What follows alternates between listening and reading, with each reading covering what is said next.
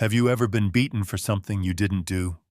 That's what happened to Serafina, an ordinary girl caught in a tragedy no one saw coming.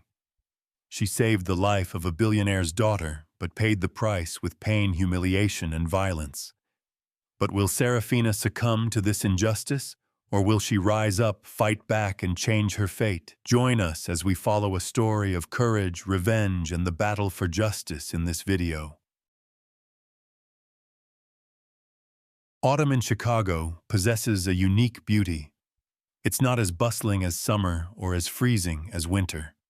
Autumn simply drapes itself in a thin layer of misty fog, just enough to blur the skyscrapers, just enough to make the air breathtakingly still. That afternoon, as the fog began to descend upon Westlake Street, Serafina stood inside the Amberleaf restaurant, looking out through the large window. The streetlights had just been lit, creating soft, hazy halos. Amberleaf is an upscale restaurant where the stories of the elite are whispered over fine wine and meticulously crafted dishes. I didn't belong to that world, but I had learned to blend in. I wasn't just a waitress. I was an observer. I listened to stories that required no words, read emotions hidden behind smiles, and remembered small details that no one else noticed. My elaborately braided hair, the ever-present smile on my face, and my graceful walk were a perfect armor concealing a soul full of ambition and scars. On that fateful afternoon, I was assigned to the restaurant's most private section, reserved for special guests. Today, it was the family of billionaire Julian Vance. Julian Vance was not a loud celebrity. He was a man of quiet power, of silent decisions that could change the fate of entire corporations. He sat there in a perfectly tailored charcoal suit, his cool gray-blue eyes calm, yet holding a chilling authority. Beside him was his young daughter Eleanor, a little girl with hair as golden as silk and innocent clear eyes. Eleanor was a rare bright spot at the party. She chatted with her father, giggling as she used her fork to draw a smiley face with strawberry jelly on her toast. That smile, just one innocent, carefree smile, was the first and only thing I remember about that fateful lunch. However, they were not the only ones at the table. I noticed an underlying tension between Julian and his trusted assistant, Victoria Sterling. Victoria was a woman with a calm, reserved appearance, but her eyes were unusually cold and empty. She kept glancing at Julian, and he responded with a puzzled frown. I sensed that something was wrong. It was a turmoil hidden beneath a perfect facade, like a raging undercurrent beneath a still lake. I continued to serve, trying not to let any emotion show. But deep down I knew that something was waiting to erupt. And that explosion came without warning. As I was preparing to bring out dessert, a small shriek tore through the quiet atmosphere. I turned and saw Eleanor having a seizure. Her clear eyes were now completely white. Her lips had turned a pale blue. Her entire body was shaking violently. Julian Vance leaped up, his face ashen, his usual composure gone. He screamed desperately, but seemed helpless. My reaction was pure instinct. No thinking, no hesitation. I rushed over, knelt beside Eleanor, and held her small, trembling body in my arms. Her breathing was as faint as a wounded fledgling bird. I screamed for help, and when a taxi pulled up right outside, I dashed out. I didn't have time to think. I just knew I had to do something. I thrust a wad of cash into the driver's hand, yelled the name of the nearest hospital, and begged him to go fast.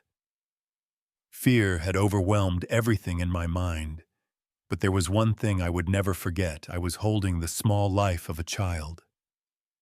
The air in the emergency room is always thick with tension and the smell of disinfectant.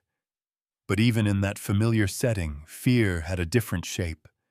My hands were still shaking from holding Eleanor, and my uniform was soaked with sweat. The sound of the ambulance sirens still echoed in my ears, but now all I could hear was my own heart pounding in my chest. I had done everything I could. I had brought the girl here. But in that moment, all hope seemed to shatter. A doctor walked out holding a lab report. His voice was trembling, filled with shock. My God. The girl was poisoned. The word poisoned echoed in the room as heavy as a bullet in a cathedral. I felt my knees buckle, my throat constrict. My mind was reeling. Why? Why would a child be poisoned? I couldn't understand. Eleanor was still drawing smiley faces on her toast just a few minutes ago. And then the emergency room door burst open again, and the storm that was Julian Vance swept in. He wasn't alone. His security detail stood on either side, but they dared not step forward. Julian, a tall and powerful man, now looked like a whirlwind of rage and fury. His tie was askew, his eyes dark with distrust. He saw me still standing by his daughter's gurney, and then he lunged without a moment's hesitation. "You filthy thing!" Julian roared. "What did you do to my daughter?" Before I could say a word, Julian's fist came crashing into my face. I staggered, nearly falling into a cart. "Please, I didn't." Before I could finish, another blow landed on my shoulder, then my ribs. A sharp pain shot through me, spreading across my body. I writhed, trying to hold my breath. "You think you can touch my daughter with these hands?" Julian bellowed, his voice filled with disgust. "Someone like you near her." A slap as hard as thunder struck my cheek, leaving a red welt. The security guards stood motionless. The nurses were too stunned to do anything. I collapsed, my hands raised to shield my face, my voice filled with desperation. "Please, I swear I was just helping. I didn't do anything. Please don't." A kick landed on my leg. "You liar. You filthy liar. I should never have let someone like you near my daughter." Julian gritted his teeth. I sobbed, blood flowing from my lips, trying to cover my face. "I didn't poison her. I just wanted to save her. She was dying." I couldn't think. I just knew I had to run. "Now you want sympathy." Julian's voice was like coarse gravel, crawling and crying like a dog. "That's what you are." "No, I'm not like that." I gasped, breathless with pain and humiliation. Suddenly, a dark figure rushed forward, shattering the moment of violence. "Let her go!" A deep, angry voice rang out. Malcolm, a tall, black colleague, was out of breath from running from the restaurant. He lunged forward, grabbing Julian's shoulders and pulling him back. "She didn't do anything," Malcolm yelled.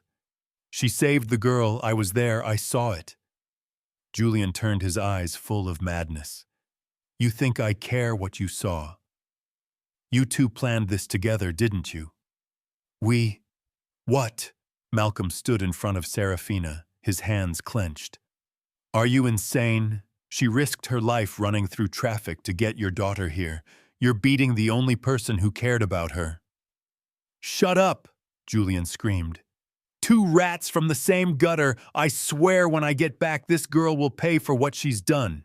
And with that, he turned and stormed out, his voice still echoing, "I'll make sure she never works in this city again."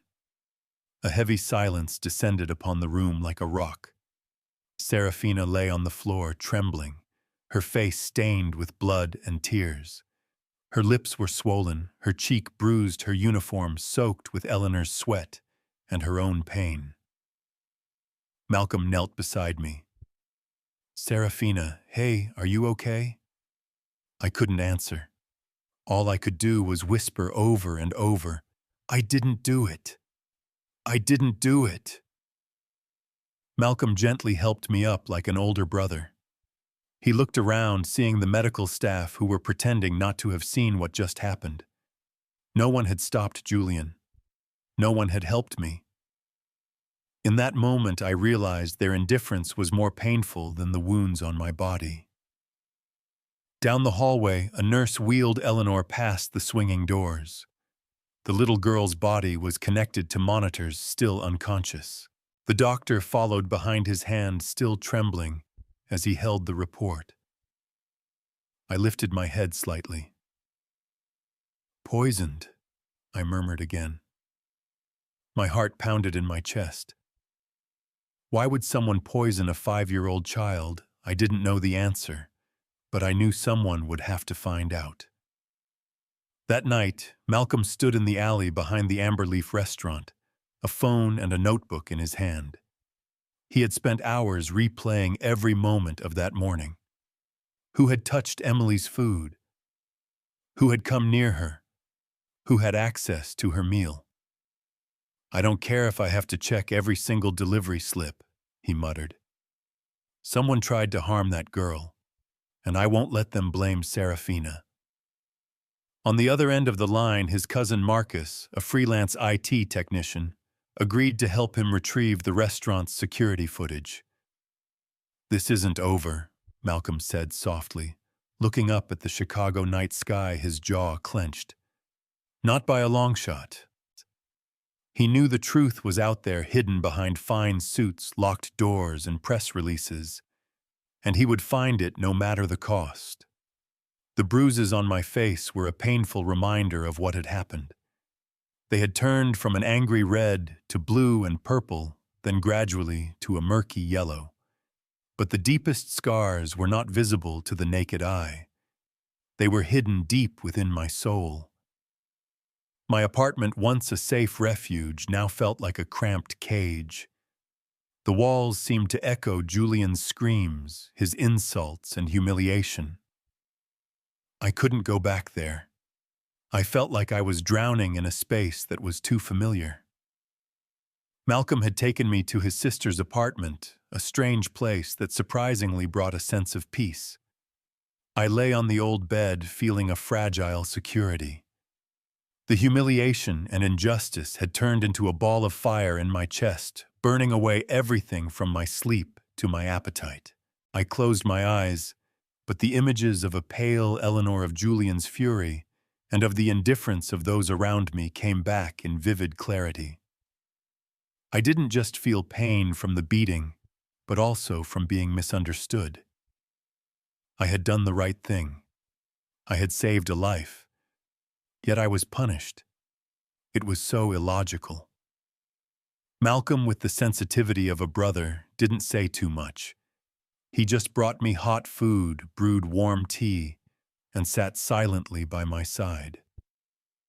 He understood that silence was sometimes the best medicine, but I couldn't be silent in my own mind. I was haunted by Julian's words. "You think someone like you can touch my daughter?" The words weighed more than 1,000 pounds. They were not just a personal insult. They were a degradation of my identity and my skin color. They made me feel worthless without the right to exist in their world, the world of the rich and powerful. I was a ghost, invisible in their eyes. And while I was sinking into despair, Malcolm had begun a war of his own. He didn't believe in fate or coincidence. He believed in the truth, and he swore he would find it. He spent all night reviewing the restaurant's security footage, rewinding, fast-forwarding, zooming in on every frame, looking for the smallest clue. He wasn't a detective. He was just a simple man with a simple principle: no one deserves to suffer injustice. He contacted his cousin Marcus, a talented but reclusive IT technician. Marcus, after hearing Malcolm's story, agreed to help. They began their work not for money, not for fame, but for one thing only: justice for Serafina. Malcolm felt my pain, and he couldn't sit still. He knew that if the truth wasn't exposed, it would become a burden, a dark shadow that would cling to my life. "I won't let them blame you," he said to me, his voice as firm as a vow. "You saved that girl, and I will prove it." Malcolm and Marcus's investigation was like trying to find a tiny thread in a giant ball of yarn. Hours passed. Their eyes were glued to the computer screen, rewatching every clip. First, they reviewed the meal preparation process, then the serving process. Everything seemed normal, nothing suspicious. But Malcolm, with the keen eye of someone who had worked in the service industry for years, noticed something unusual. He rewound the footage in the kitchen area. Most of the people moving around the kitchen were servers, the head chef, or managers. But there was one woman who didn't belong to any of those groups. It was Victoria Sterling, Julian Vance's assistant. Victoria appeared in the kitchen area, stealthily avoiding the cameras. She talked to Carrara, a young and slightly scatterbrained server. In a few seconds, Malcolm saw Victoria hand Carrara a small bag. Malcolm was certain that this was unusual behavior. Victoria had no reason to be in the kitchen, and she had given Carrara something. Malcolm turned to Marcus. "That's it," he said. "She gave Carrara something." Marcus, with his professional skills, recovered a clear image from the video. He zoomed in. Victoria was holding a small vial, and she put it into the small bag she gave to Carrara. "This is what was put into the girl's food," Malcolm whispered, his voice filled with outrage. "It has to be." Meanwhile, in a completely different world, Julian Vance was also conducting his own investigation. His initial fury had given way to torment and regret. He couldn't sleep. Serafina's bloodied face and her desperate eyes haunted him. He was a man of reason, but this time he had let emotion take over. He realized he had acted like a brute, a tyrannical and inhumane person. He should have investigated before condemning. He used his private intelligence network to investigate Victoria Sterling. Victoria had been his right hand for the past 6 years, a dedicated, discreet woman who never caused trouble. He trusted her more than anyone. But the anomaly in her behavior at the restaurant had raised a huge suspicion. He asked his team to dig into Victoria's past, looking for the smallest crack in that perfect facade. 2 investigations, 2 completely different people were both heading toward the same truth. The investigations led them to the same point. Malcolm, with patience and loyalty, found the physical evidence. Julian, with power and connections, found the motive. When Julian read the report on Victoria's past, his heart felt squeezed. Victoria Sterling once had a simple, happy life. She had a son, a talented and vibrant boy. But 6 years ago, the boy died in a traffic accident caused by one of Julian's executives. The culprit was acquitted thanks to Julian's best team of lawyers. Julian remembered that moment. He had viewed it as a business transaction, a calculated risk, an unfortunate incident that needed to be resolved quickly. He had sent his lawyers. He had paid a compensation fee. He had thought it was over. He had buried the truth under a layer of money and power. But Victoria couldn't bury her pain. She had lived with it every day. She had watched Julian continue his life laughing and happy with his daughter while her son was in the ground. She had lived in a world where justice was just a luxury concept. And that was her motive. Victoria had planned her revenge. She had chosen to make Julian feel exactly what she had gone through, the pain, the helplessness, the horror of seeing her child on the brink of death. The poison she used was meticulously calculated. It wasn't lethal, just enough to land Eleanor in the hospital in critical condition. She wanted Julian to taste a father's helplessness, an emotion he had never known. Malcolm, meanwhile, was looking at the computer screen with a cold anger. He had found the footage of Victoria purchasing the poison. He had verified that it was a rare type of poison used for laboratory research. She did all of this because of her hatred. Malcolm gritted his teeth. And she used Serafina to carry it out. And that was when they met at Julian's office. Malcolm, unannounced, walked in holding a USB drive. He looked straight into Julian's eyes. "We need to talk," he said, "about Victoria Sterling."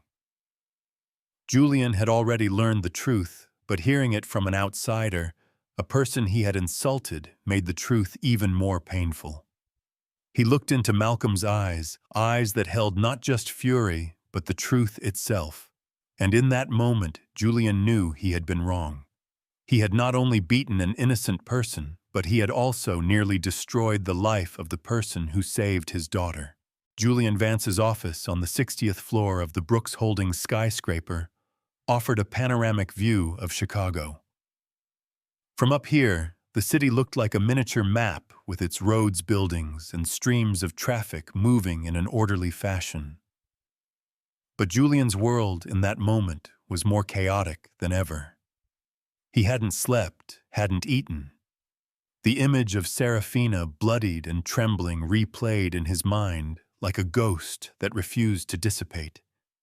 Julian had acted impulsively, blinded by his anger and power. Now he had to face a truth he didn't want to believe. The person who saved his daughter was the very person he had brutally beaten. Malcolm stood before Julian not as an employee, but as a witness. His gaze was firm without a hint of fear. "I'm here for Serafina Williams," he said, "and today I am your judgment." Julian's jaw tightened, his voice full of tension. "You're her friend." "I'm her witness," Malcolm replied, pulling out the USB drive. "And this is the evidence."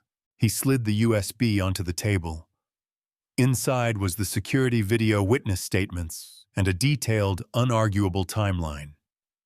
"Your assistant, Victoria Sterling, was at the restaurant. She put something in your daughter's food."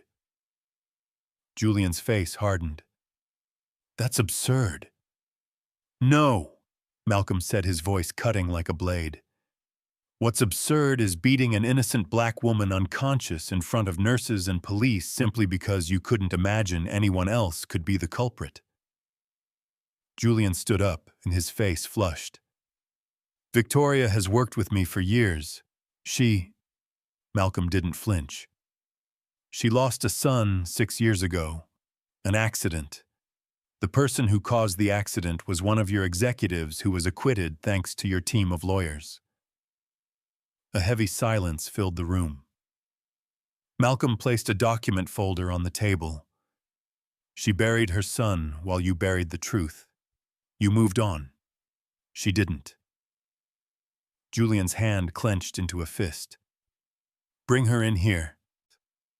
10 minutes later, Victoria Sterling walked in, her high heels clicking on the marble floor as cold as a knife on bone. She maintained her usual calm demeanor. But when she saw Malcolm and the documents on the table, her breath hitched. Julian pointed to the screen. "Explain." The video played, showing her stealthily putting something in Carrara's bag. The exchange, the meal being served, and Eleanor collapsing. Victoria's face went pale. "Don't pretend anymore," Malcolm said, his voice steel.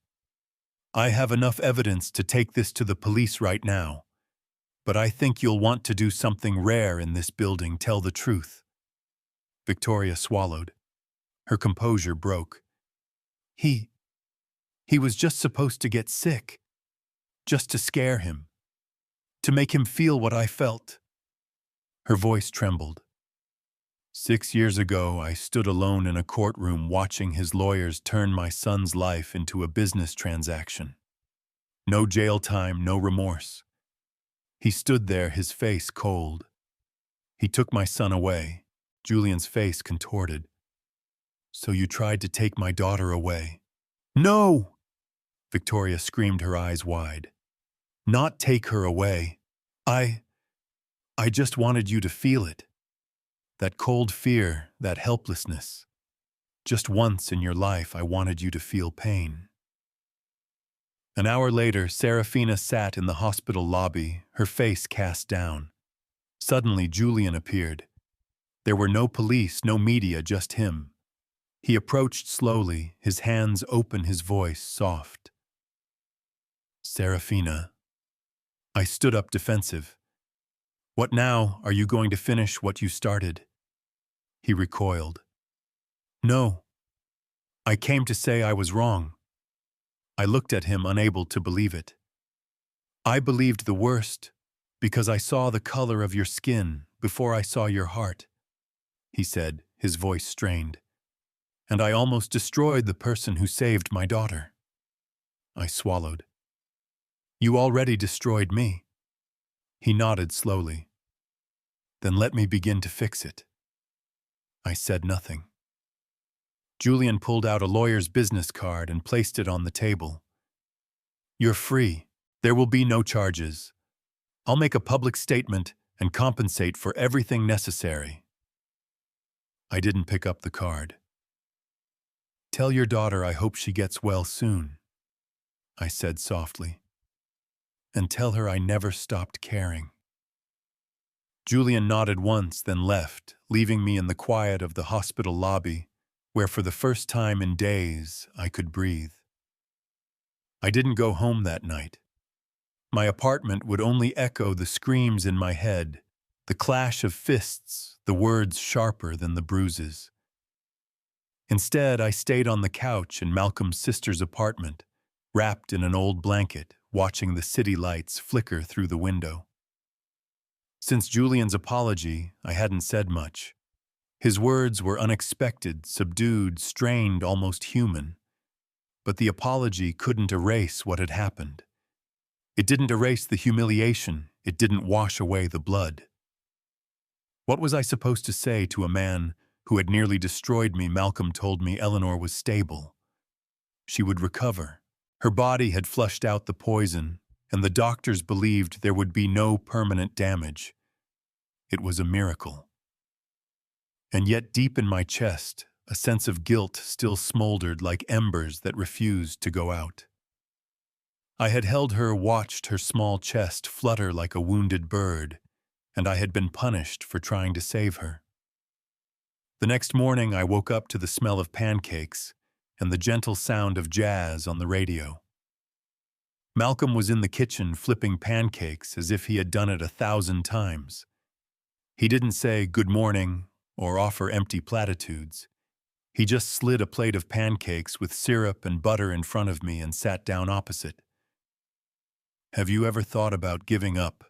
He asked, not looking up. I looked at the food. Giving up on what life, this city, the fight. I drew slow circles with the syrup bottle. Every day, he said. Me too. But we don't give up, I said softly. No, he said, we don't.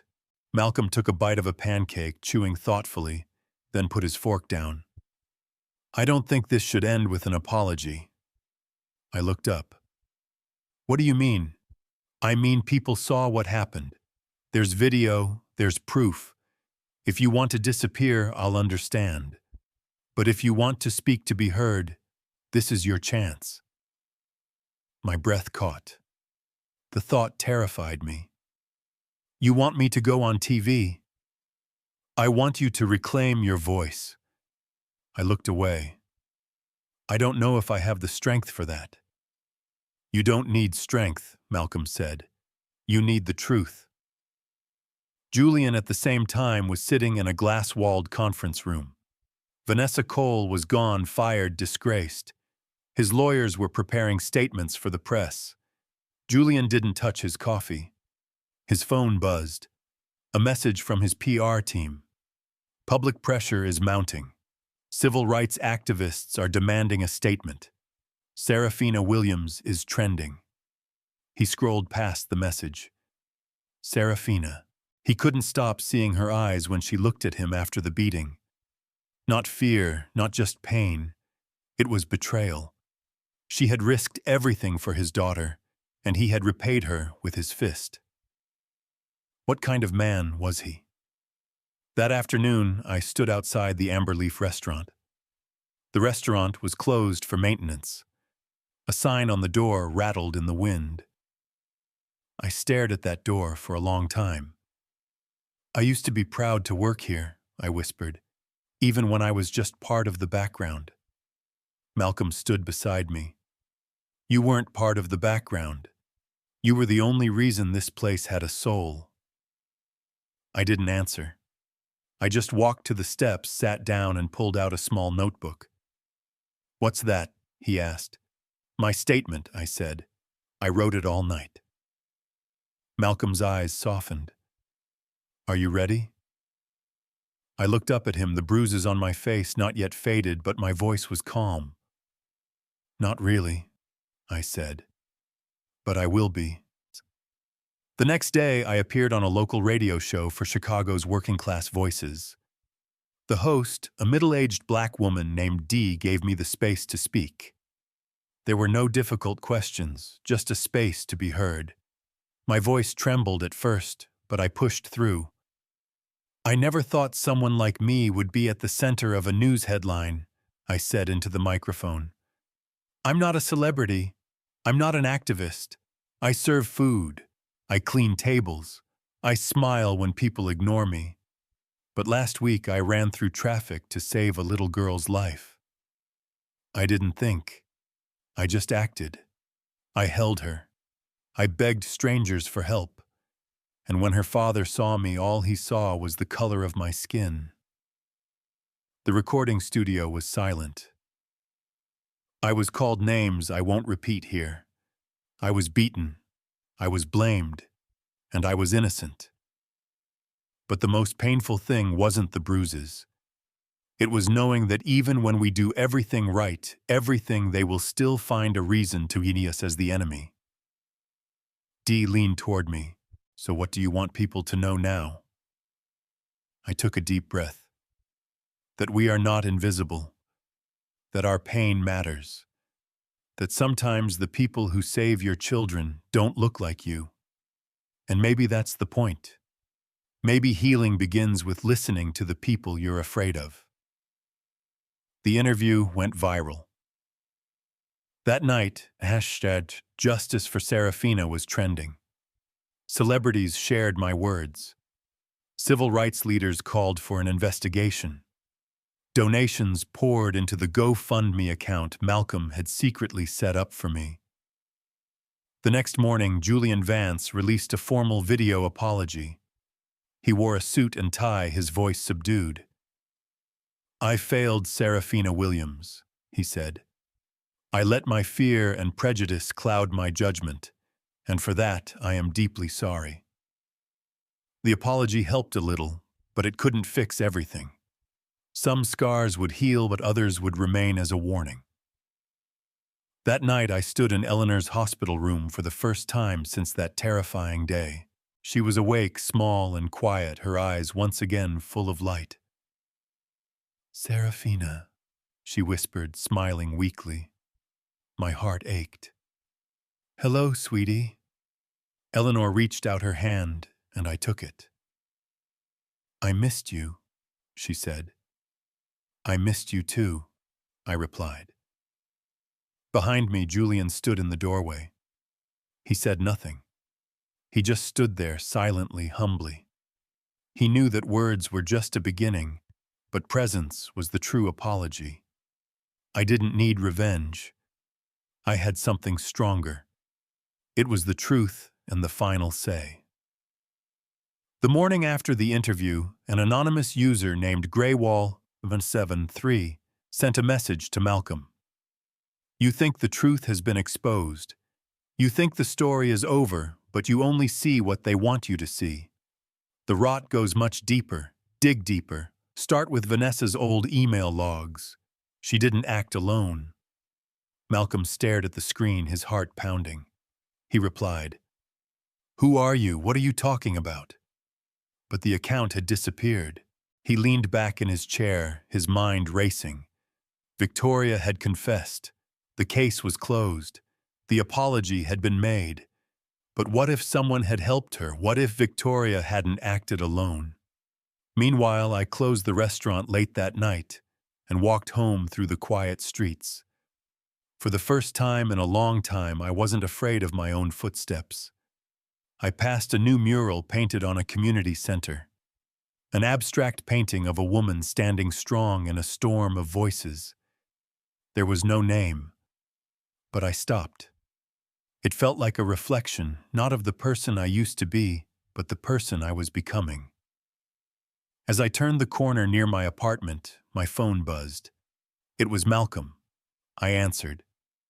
"Hey," he said. "I need to talk to you. Something happened. I think this isn't over." My breath caught. Of course it wasn't over.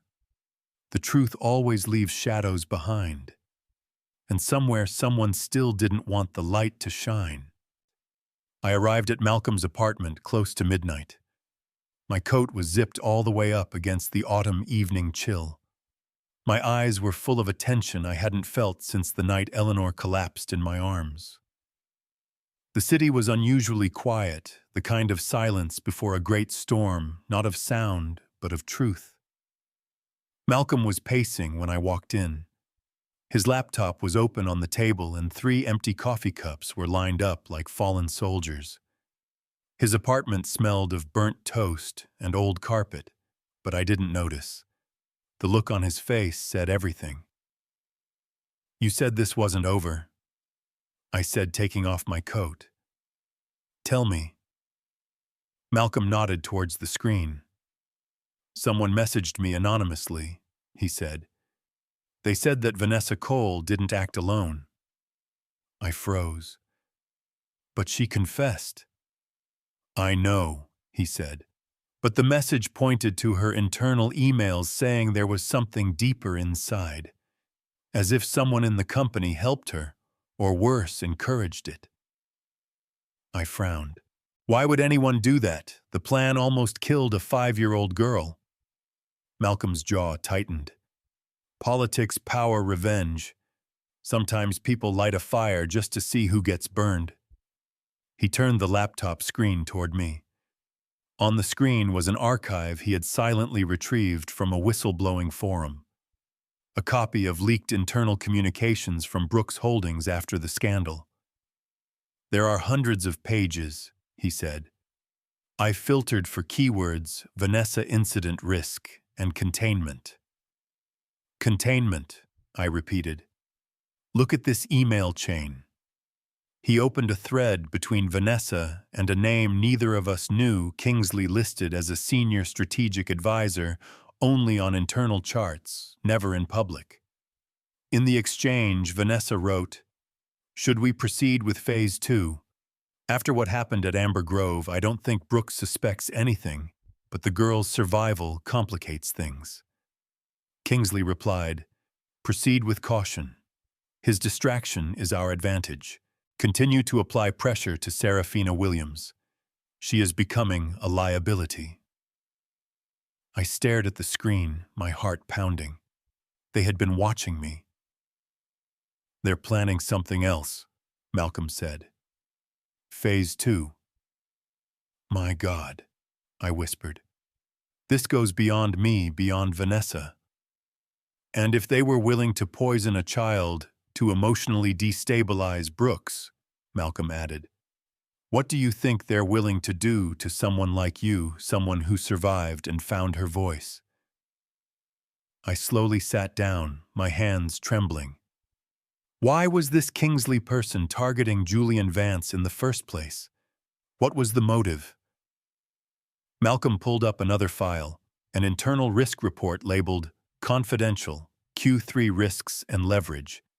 Inside was an analysis of multiple lawsuits, hush money settlements, and a proposed succession contingency plan designed to quietly force Brooks into early resignation due to emotional instability after a public scandal. "Kingsley planned to take him down," Malcolm said. "Vanessa was a pawn. You were the tinder." I stared at the screen silent, and then something in my eyes hardened. "They tried to ruin my life," I said. "But what they're really afraid of is my voice." The next morning, I stood in front of a federal building downtown, my coat zipped up, my hair pulled back, my face calm but resolute. Malcolm stood beside me holding a USB drive like a grenade. They went through security up to the 4th floor and into an office with a sign that read, Office of Corporate Ethics and Investigations. They had an appointment. A case officer, a black woman in her 40s, shook my hand with a firm grip and had sharp eyes. "Ms. Williams, Mr. Carter, come in." Inside the glass-walled room, I laid everything out. The message from the anonymous user, the leaked emails, the internal documents, and the connection to Kingsley. Malcolm handed over the USB drive. The case officer took notes without interrupting. When I finished, I looked her straight in the eye. "I'm not here for revenge. I want to know if the system that failed me is willing to fix itself." The case officer nodded slowly. "We will open a case. And Ms. Williams, if what you're saying is true, you're not just a witness anymore." I nodded. "I understand. You're a whistleblower." That night, the news began to spread. Another investigation, but this time it wasn't about what I had done. It was about what had been done to me. Julian Vance watched the broadcast from his penthouse apartment. The glass of whiskey on the table was untouched. His daughter was asleep. His company, it seemed, was under siege again, but from the inside. And somehow the woman he had once tried to destroy was now the one pulling at the threads of truth. He leaned back in his chair, closed his eyes. He thought of Serafina, of her quiet strength, of her refusal to disappear. And for the first time in a long time, he didn't feel anger. He felt shame. 3 days later, a brown envelope arrived at Malcolm's apartment. No return address. Inside were printed photos. One showed Vanessa Cole talking to Kingsley in a downtown parking garage, time-stamped 2 weeks before the Amber Grove incident. Another showed Kingsley entering a building with a sign that read, "Carlyle Strategy Group, a consulting firm known for political sabotage and crisis engineering." At the bottom of the envelope was a note. "You've opened the door. Now kick it down. Graywall 773. Malcolm showed me the photos. I looked at them, then at him. "We're not safe, are we?" "No," he said, "but we're not alone either." That night I stood in the bathroom mirror looking at the bruises that had long faded, but were still etched deep inside me. I touched my cheek, closed my eyes. I had been a victim then, a witness, then a symbol. Now I was becoming something else entirely. A storm they didn't see coming, and it was just beginning. The next morning, a major newspaper suspected of being linked to Fortress published an exclusive article titled, "The Truth About Serafina Williams, the Woman Behind the Chaos." The article portrayed me as a manipulator, a fame seeker with a criminal past, even suggesting I had fabricated evidence. They used a grainy video of me being slapped by Julian, but edited it to imply I had provoked him. They published fake emails, doctored recordings, and anonymous sources claiming I had planned everything for attention. By 9 a.m., my email inbox was filled with hate messages. Social media was in an uproar. Half the comments called me a hero. The other half called me a liar. "Expose Serafina" began to trend by noon. I sat in the office of the Kitchen Justice Initiative, the computer screen illuminating my face. I didn't flinch, but the silence around me was heavy. Clarissa, my new lawyer, slammed her laptop shut. "They planned this. Juniper warned us." Malcolm paced behind me, his fists clenched. "They're trying to bury the message by burying the messenger." I finally spoke. Let them. Let them come at me. Just make sure they hit a brick wall when they do." Clarissa looked at me. "We'll fight back, but we have to be smart." Our team went into action.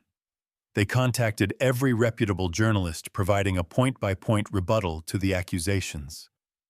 That afternoon, I recorded a direct message to the camera, my voice calm, firm, and resolute.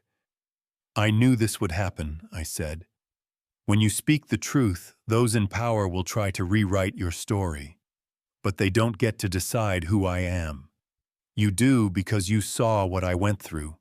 You read the documents, you heard the witnesses, and deep down you know this is much bigger than me.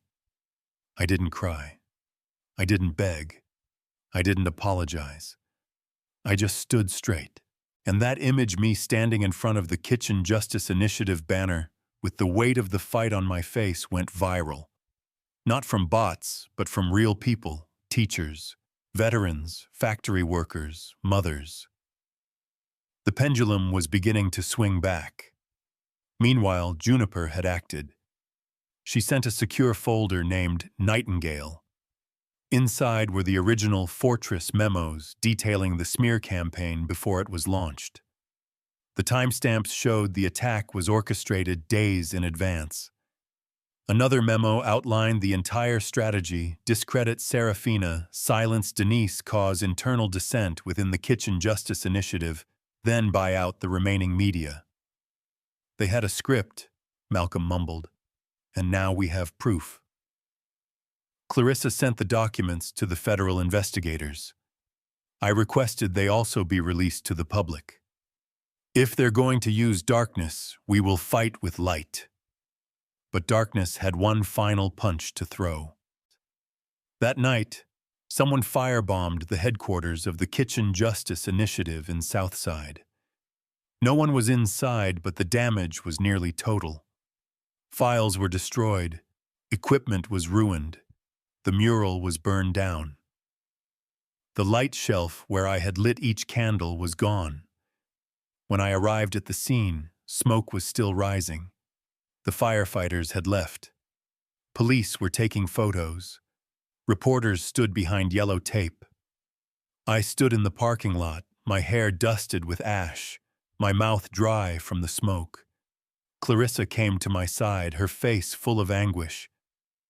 "It's arson for sure," she said. "Accelerant was used. It was deliberate."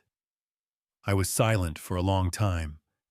Then finally I spoke, my voice full of resolve. "They think fire can stop a story."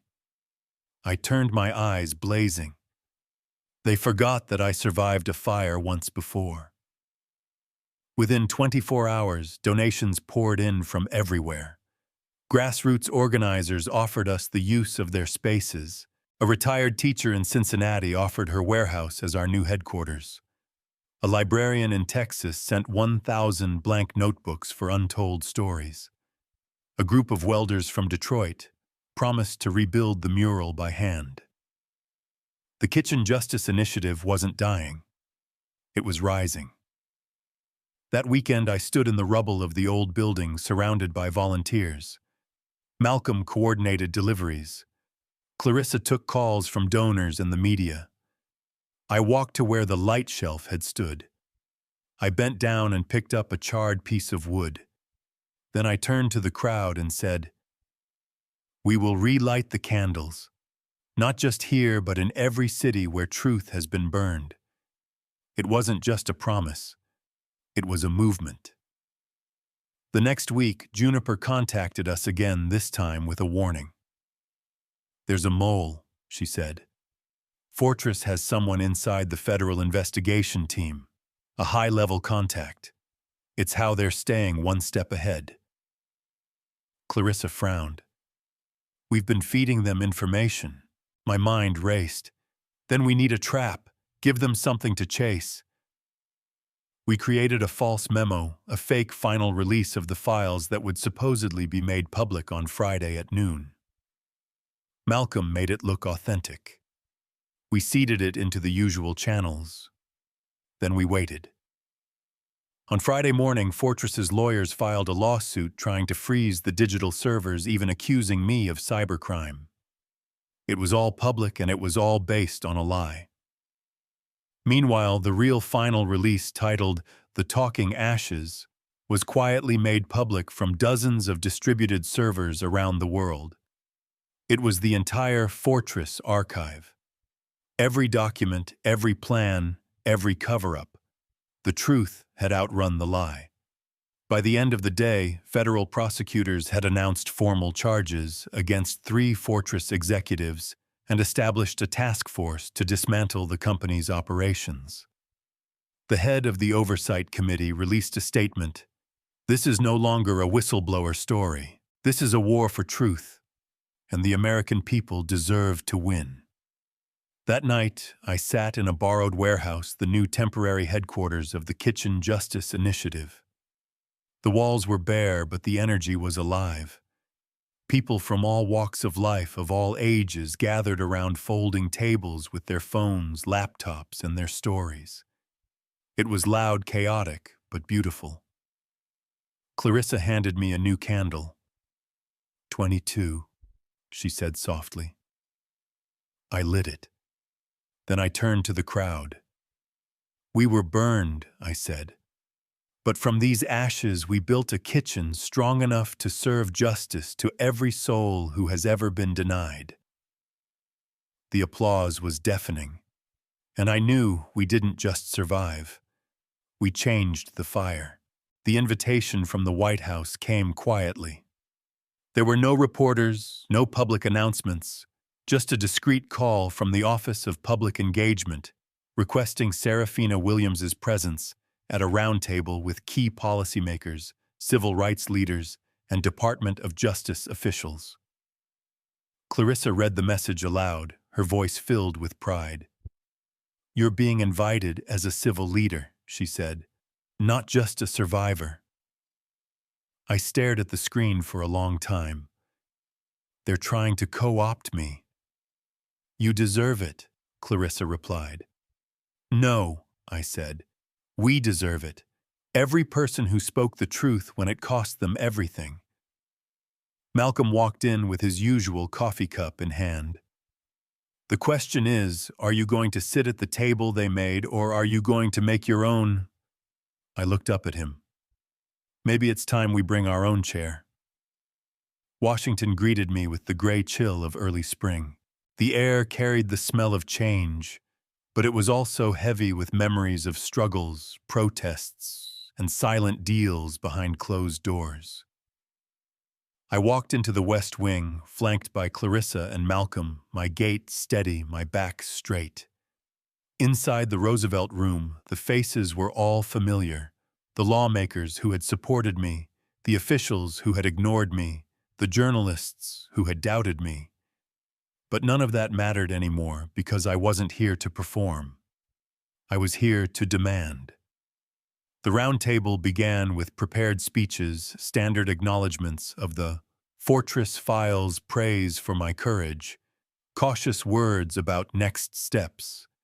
But when it was my turn, instead of sitting down, I stood up. I appreciate the seat at this table, I said calmly. But let me be clear, justice doesn't come from tables like this. It comes from people whose names aren't on these plaques. I opened a folder and laid it on the table. These are stories from my community, stories you haven't read because they weren't big enough, rich enough, or white enough to matter. Silence fell. And then slowly, the officials bowed their heads to the pages. Clarissa leaned back in her chair, a small smile on her face. That night, I had brought the fire with me. As the city fell asleep, I sat on the steps of the Lincoln Memorial. Malcolm sat beside me. Clarissa paced nearby, her phone glued to her ear. It's surreal, Malcolm said. 6 months ago, we were digging through trash for evidence. Now you're in a room with senators. I hugged my knees. Yeah, and my brother's name still doesn't have a plaque. There's still no street named after him. Malcolm was quiet for a long time. Maybe it's not about the plaques. Maybe it's about making sure no other brother needs one. I nodded, my throat tightening. I thought about the candles, the mural, the letters from janitors, single mothers, and kids in juvenile detention centers. They were bigger than the fire now. Back in Chicago, the Kitchen Justice Initiative had transformed again. Volunteers had converted the space into a 24/7 hotline for workers facing retaliation. College students ran workshops on digital security. A group of retired nurses formed a wellness team to help trauma survivors. Even a few former Fortress employees, anonymously or directly, began to show up, offering names, documents, and testimony. It was no longer just a movement. It was a system. One morning I arrived to find a note taped to the door written in a child's handwriting. "Thank you for helping my mom. I want to be brave like you." It was signed Deshawn, age 9. I carefully folded it and put it in my wallet. Some things are heavier than the truth, but some things are worth carrying forever. And then a subpoena came.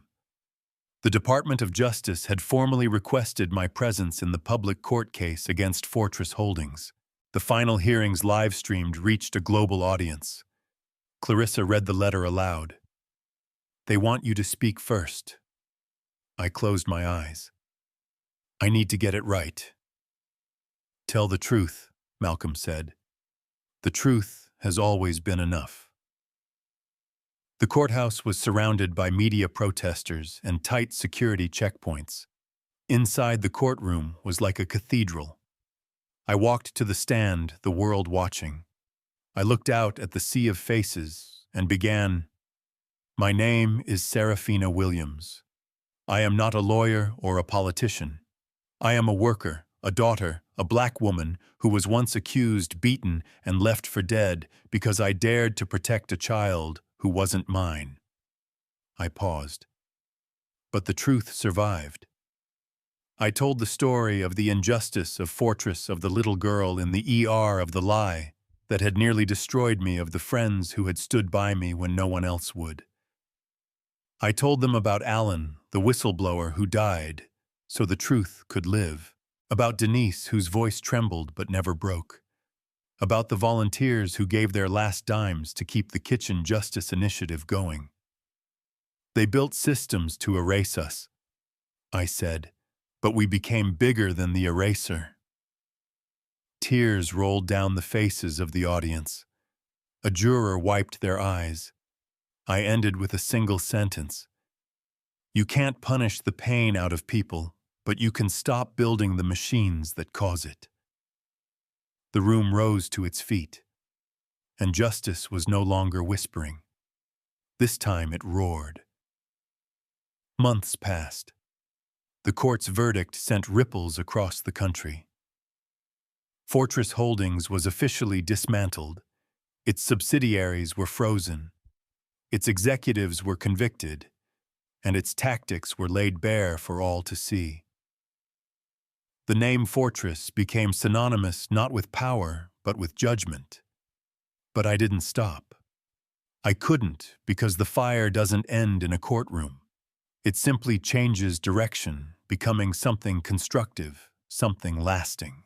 The Kitchen Justice Initiative's headquarters was rebuilt in a repurposed public library. The shelves once filled with forgotten novels were now stacked with case files, community projects, and rows of shimmering candles.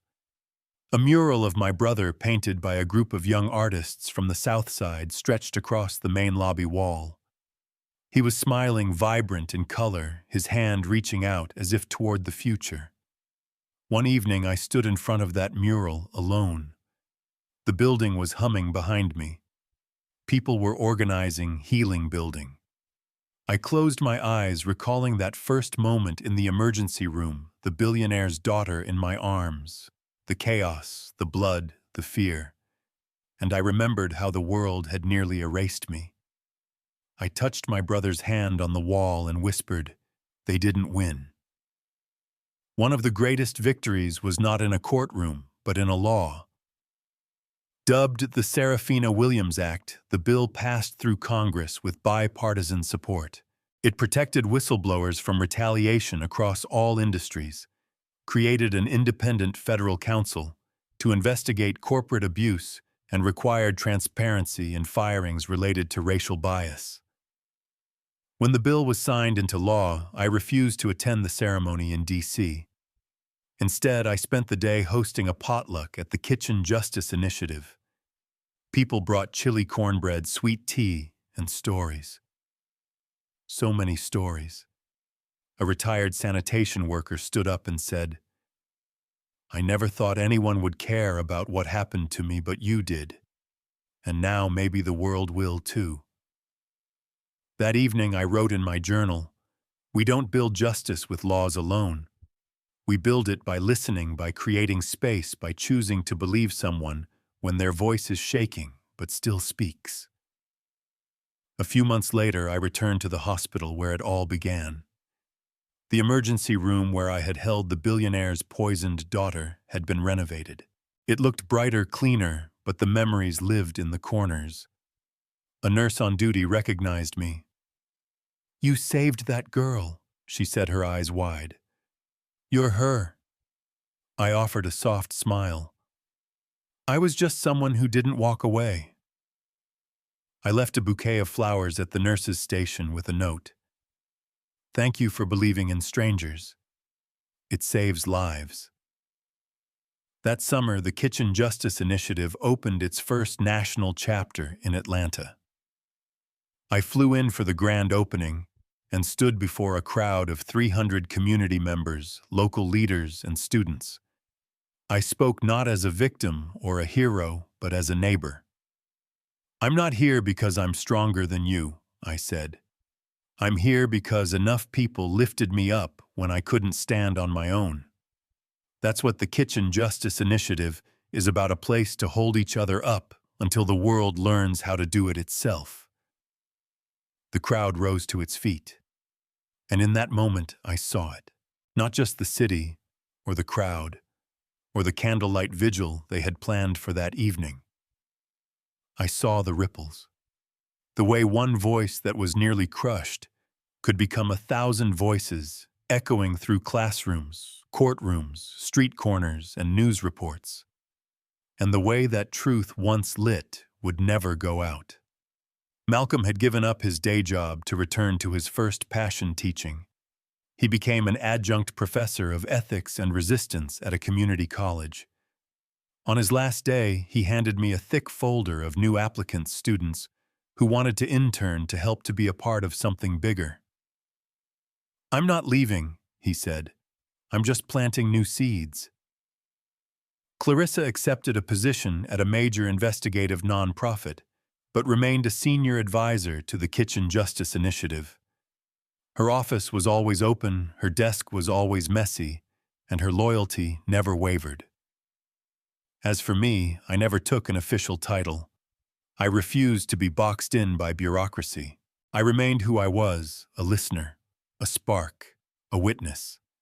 On a chilly autumn evening, I sat in the rebuilt light room, a space dedicated to the candles. Each flame represented a story, a life, a moment that had once nearly been erased. There were now 123 candles. I lit a new one. Then I opened a letter that had arrived in the mail that morning.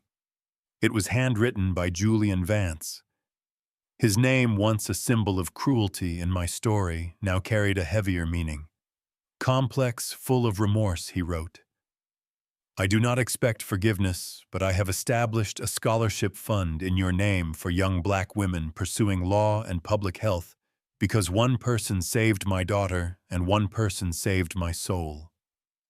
I carefully folded the letter. Some fires burn everything to the ground, others create gold. Outside, snow began to fall. I stepped onto the sidewalk, my coat wrapped tight, my breath visible in the cold air. Across the street, a young woman waved at me, a new volunteer, only about 21, wearing a Kitchen Justice Initiative hoodie and carrying a stack of flyers for an upcoming voter registration drive. "Ms. Williams," she called. "Want to join?" I smiled. "Always," I said. I crossed the street, stepping into the laughter, into the movement, into the purpose. Snow fell on my hair, and the city glowed with a quiet fire of its own. I was no longer running from the past. I was walking into the future, one candle at a time. Serafina's journey is a powerful reminder that sometimes the greatest battles aren't fought with fists, but with courage and truth. From being wrongfully accused to becoming the voice for those who are silenced, her story proves that justice will always find a way. But this is just the beginning. The fight for what's right never ends. If you believe in the power of standing up for what's just, share this video, leave a comment, and don't forget to subscribe for more inspiring stories. The truth always wins, and it starts with you.